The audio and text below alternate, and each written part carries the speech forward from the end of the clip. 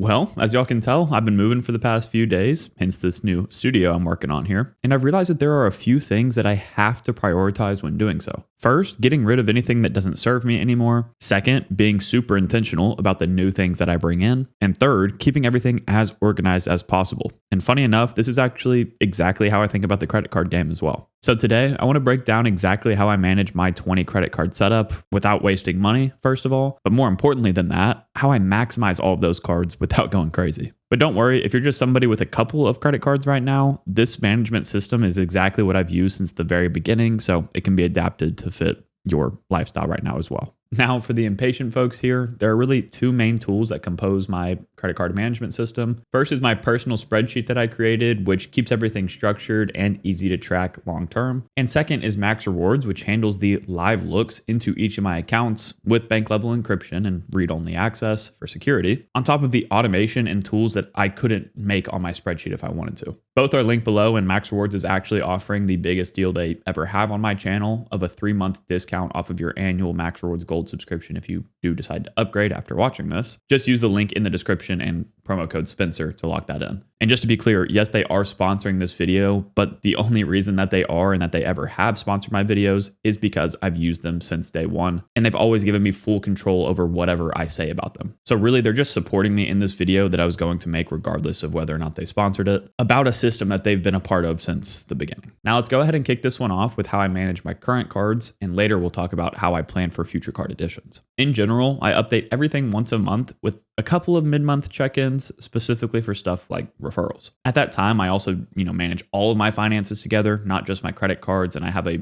pretty detailed yet simple system for that too. So if y'all are interested about that, let me know down below. But diving into my spreadsheet here, the first section is the 524 tracker. This is kind of my home base for my spreadsheet where I log every card that I've opened, the approval dates, credit limits, and have an automation set up to tell me when each card falls off of my 524 count. And just so you know, MaxRewards does have a 524 tracker in their app as well under the next card section. So if you prefer to see it in this format, they have that too. But yeah, anytime that I get approved for a new card, it goes into this section of my spreadsheet. And I kind of just at that point let time do its thing and watch as these red cells turn green after the cards turn 2 years old. And when I cancel a credit card like the Amex Gold I canceled last year, I highlight that cell in red just so it stands out. And while that's great for the documentation purposes, whenever I'm at my computer, when it comes to day-to-day tracking of all of my credit cards, that's where I lean more on MaxRewards and their app specifically. And the home screen is just where I spend most of my time here, since it tells me everything like my total card balances, my reward balances, utilization, when my bills are due, and really just everything you need to know at one quick glance. I don't know about y'all, but I am also really into like the bank account bonus hunting game, I guess you could call it. And because of that, I have a lot of money in a bunch of different bank accounts as I'm going for new bonuses. So I use the bills section of MaxRewards here just to tell me exactly how much money I need to have in my SoFi high yield savings account for when those bills become due. Side note here, out of all the high yield savings accounts that I've tried, including like Ally, Discover, like all these different accounts, SoFi is the top dog for me right now. I just think that their APYs are the highest and they have the least amount of fees from what I can tell, or transaction limits and stuff like that. So it's a complete side tangent here, but definitely check them out. Not only can I see my bills here on the home screen, but they also send me notifications before the bills are due, which would be really helpful if I didn't have this little hack for my bill due dates. What I've done is gone into each of my lender's apps or websites and requested a new payment due date. And that way I can kind of line all of them up on the same day. So I personally choose to do all my personal cards on the 1st of the month and then all of my business cards on the 15th. That way they're a little bit separated and,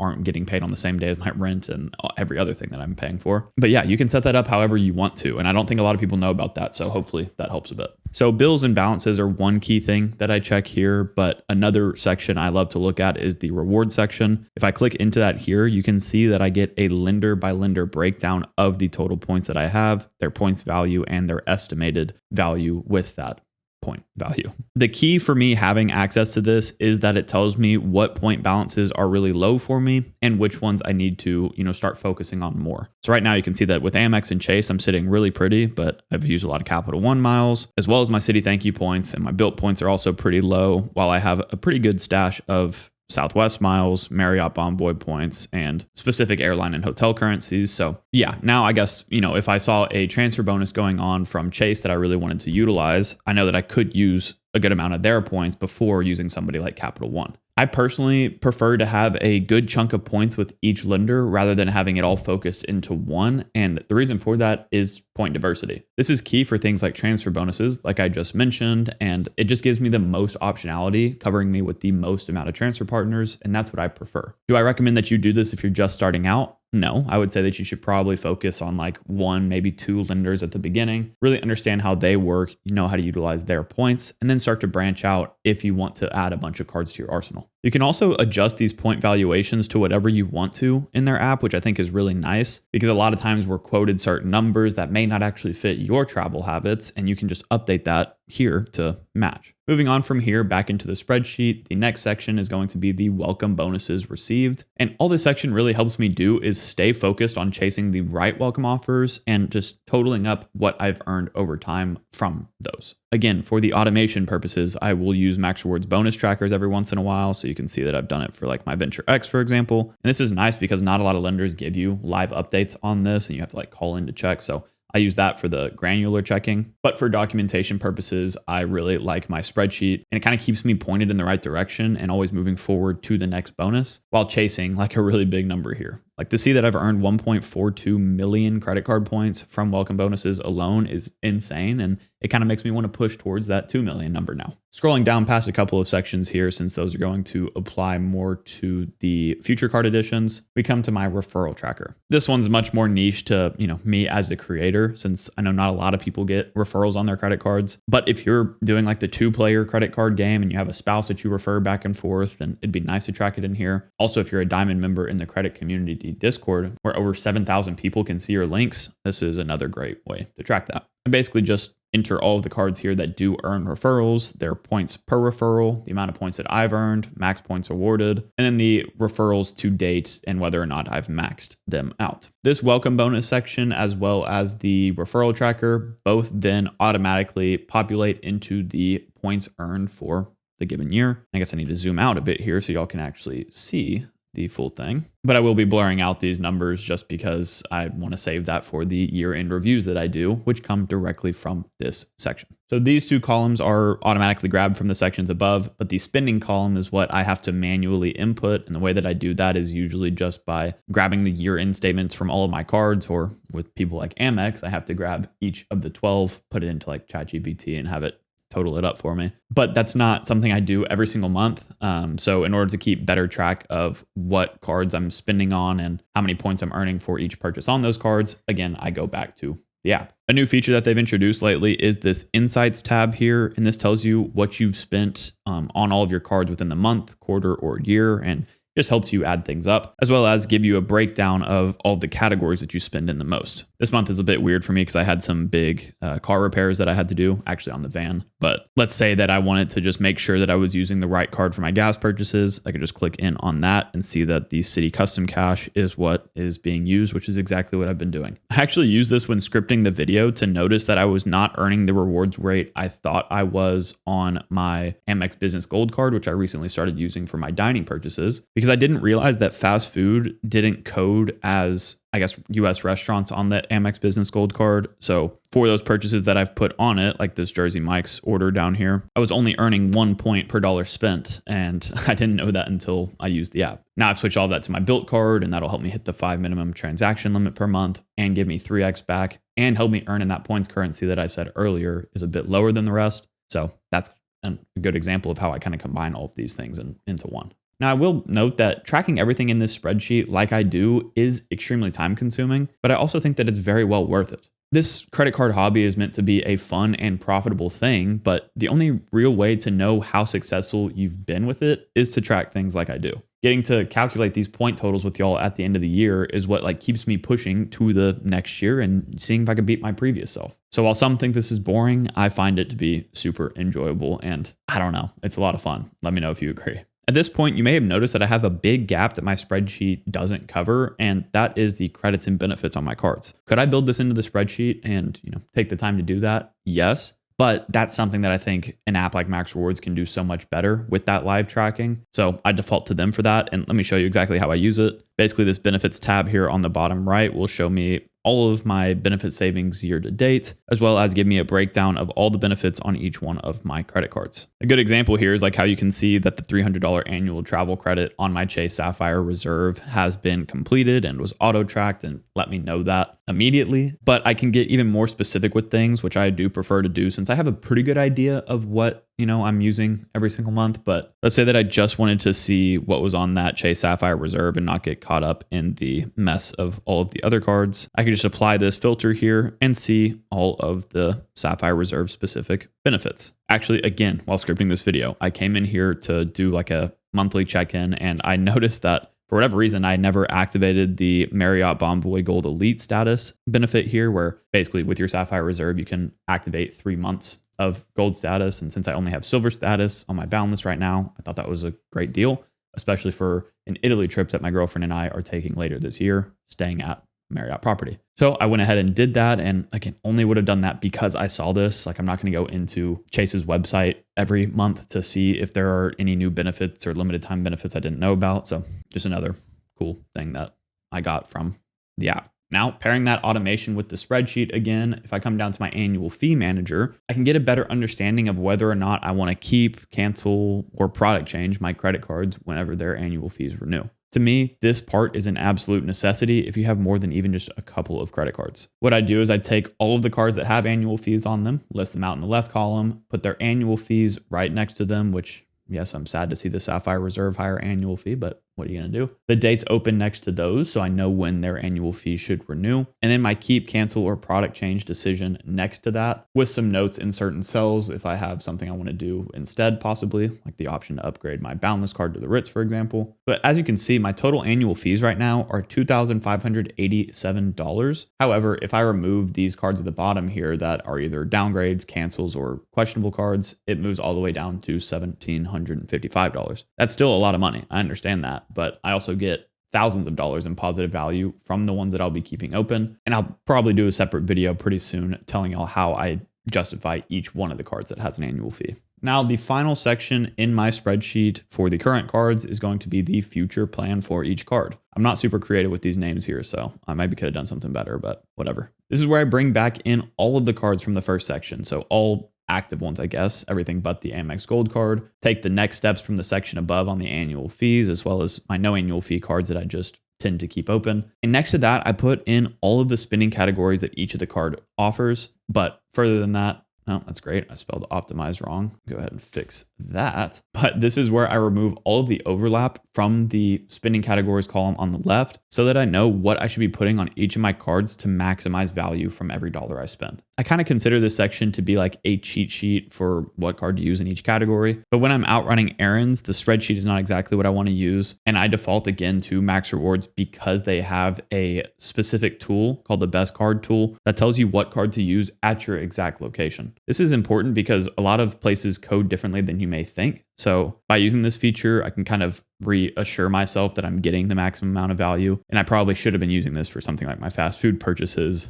when it came to that business gold that I was only getting 1x back on. But hey, you live and you learn. And I haven't mentioned this yet, but in the background of all of this going on here, there's a tool constantly at work that is automatically activating all of my credit card offers for me. And again, that's something I could never build into my spreadsheet. So another automation tool that MaxRewards is great at. Honestly, I'm really bad at checking my offers in general. Even though I have this here, I'm still bad at it, but I'm especially bad at checking them individually on each of my cards through each lender's app. So at least by doing this, I know that all of them are activated. And every once in a while, I do get an offer added to one of my purchases that I had no clue about. Like, for example, this year, like who would have known that I would have gotten $8 back on my Peacock purchase on my Southwest Priority card? And the only reason I even had that purchase on there was to keep the card active enough to not have it closed down. I just never would have guessed that. But because I had that offer activated, I got it back for free and I didn't do any work. Some of the features I've mentioned so far are a part of MaxRewards Gold tier, and that's something that I've paid for out of pocket, since I got the app. And this is one of those features. So that's why that offer I meant earlier is so good right now to get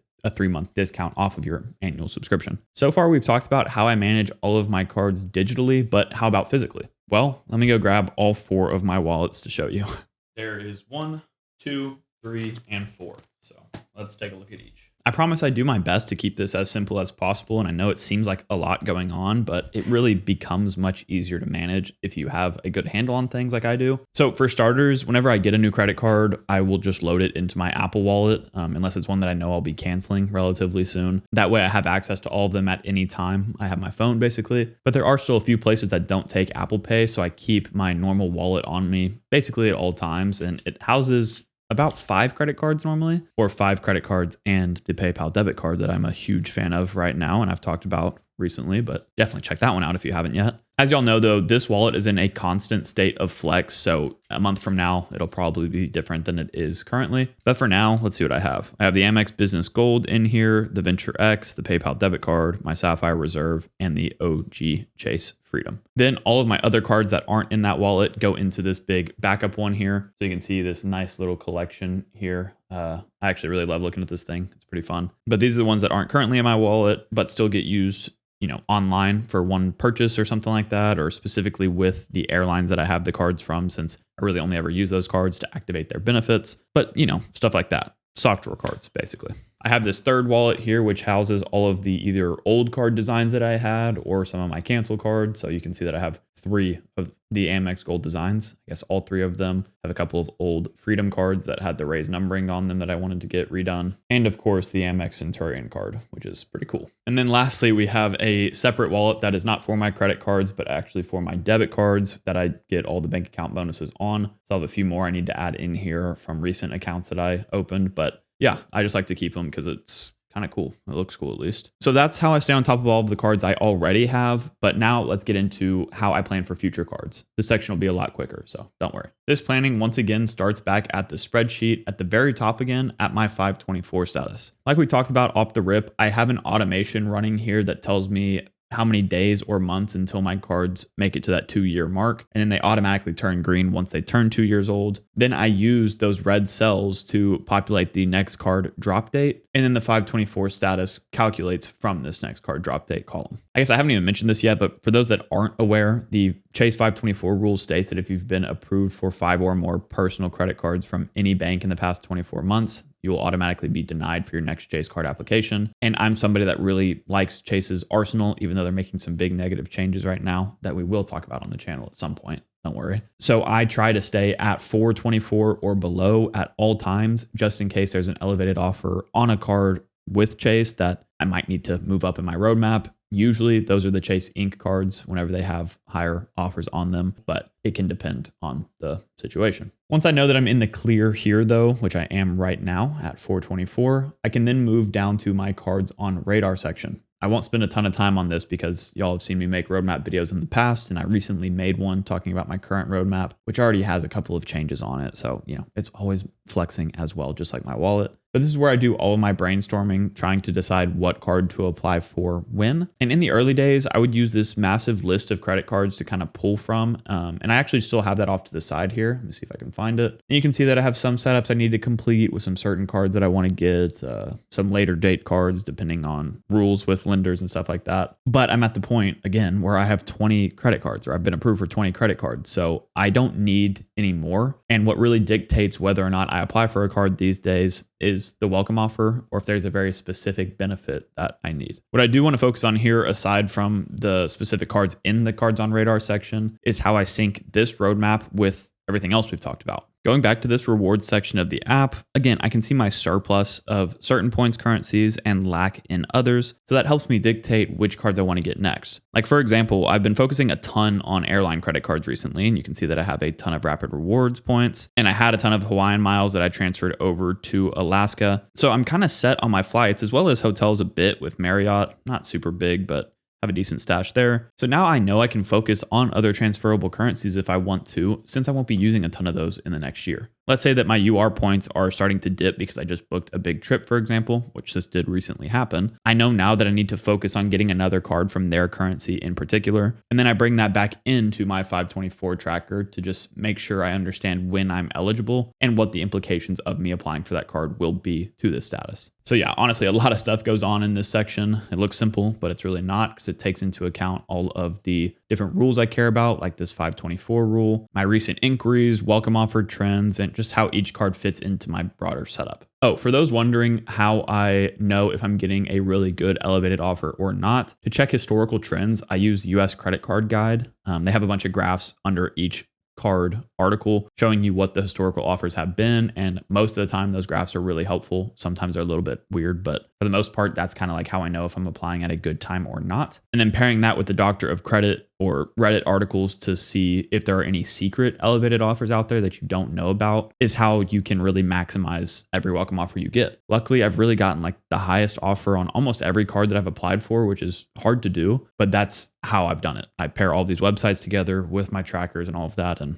it's just what you got to do. Underneath the roadmap, I have two smaller sections that we don't need to cover a ton here, but this Amex 5 credit card limit section is something that I just like to keep an eye on, but you could track any lender rules here. The 5 credit card limit is something I know I will run into issues with at some point because I wanted to run the Hilton carousel, but I'm not planning on going for those anytime soon. So the last time I looked at this section was probably a year ago. And then the expected welcome bonus reward totals are another way for me to kind of just keep pushing towards the next thing, right? Like I know that if I get these elevated offers on all of these cards with this specific amount of spend here, I can earn this return in each of these redemption methods. And to see that I could get like 43% return on spend for, I guess, less than that. It'd be $12,500 worth of spend this year is pretty insane. So yeah, just another cool documentation thing here that keeps me pointed in the right direction. I know that this video has been a lot and some of y'all are probably like, God, I could never do all of that tracking and you're lucky this is your full-time job and all that stuff. But I want to reiterate to y'all that I've been using this exact management strategy even when I only had 3 credit cards. And it really breaks down to just 2 key tools. This spreadsheet that does the manual tracking and MaxRewards that does the automations. If you want to check out either of those tools, I'll have them linked down below. And just know that I am working on a much better spreadsheet for the future that will include some new automations and stuff like that, as well as some good calculators and all of that good stuff. So by downloading the free one right now or joining the newsletter, you'll get on the waitlist for that. And of course, MaxRewards is giving that massive discount right now. So I would take advantage of that by using that link and the code Spencer when you sign up for the app. And if you want a deeper dive on how I build out those roadmaps specifically, since we kind of just glazed over that in this video, go ahead and check out this video next. As always, Odin and I really appreciate y'all watching. If you did enjoy this one, please consider leaving a like and subscribing to the channel, and we'll catch you guys next time.